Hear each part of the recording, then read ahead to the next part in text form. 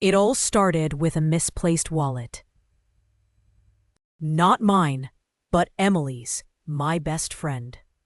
She swore she left it in a shared ride she took after work last Tuesday. "I'm telling you, Liam, it had all my cash, my new credit card, everything," she wailed over the phone. The rideshare company was useless, claiming no responsibility for lost items. They suggested contacting the other passenger, but Emily didn't remember their name. That's when I got the crazy idea. Emily uses the same rideshare service every day. Same route, almost the same time. What if I booked a ride along the same route at the same time, hoping to be paired with the same person? It was a long shot, but Emily was desperate. So, the next day, I found myself crammed in the back of a slightly battered sedan, a woman in a business suit in the front seat. Not the person Emily described. Disappointment washed over me, but then the driver picked up another passenger a few blocks later, a man in a worn leather jacket, carrying a messenger bag. He looked vaguely familiar. "This is Mark," the driver announced. Throughout the ride, I casually observed Mark.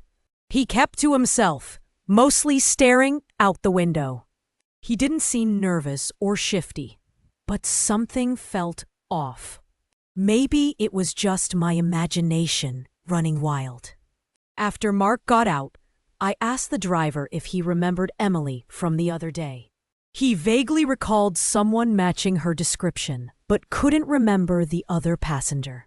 Strike 2. I continued this for a whole week, sharing rides, observing passengers, feeling like a detective in a bad movie. I learned a lot about the city, the drivers, and the other passengers. There was the struggling artist, the overworked nurse, and the guy who talked loudly on his phone about crypto. Still no sign of Emily's wallet. Finally, on Friday, I almost gave up. I booked one last ride, preparing myself for another dead end. Then, the driver picked up a passenger. It was Mark. Again. This time, I decided to be bold. "Excuse me, Mark," I said, trying to sound casual. "Did you happen to share a ride with a woman named Emily earlier this week?" "She lost her wallet." Mark's face paled slightly.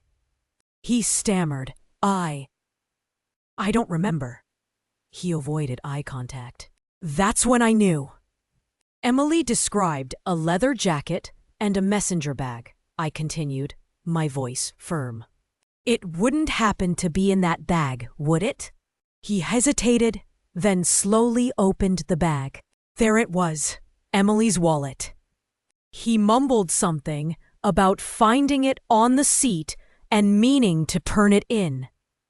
I didn't believe him for a second. Emily got her wallet back, minus the cash. The credit card was canceled. She was relieved, but also shaken. We never reported Mark to the police. Emily just wanted the whole thing to be over. The experience left me wondering, though, was Mark a thief? Or was he just someone who made a mistake and panicked? The ride-sharing system, while convenient, also creates opportunities for anonymity and potential issues of trust.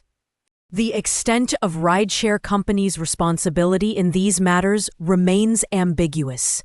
It also made me think about the countless unreported incidents that occur during shared rides, problems with lost belongings, and the uneasy feeling of placing trust in strangers. These issues remain unresolved and warrant further investigation. If you enjoyed this story and want to see more content like this, please like, share, and subscribe. Your support helps us create more videos. Thanks for watching.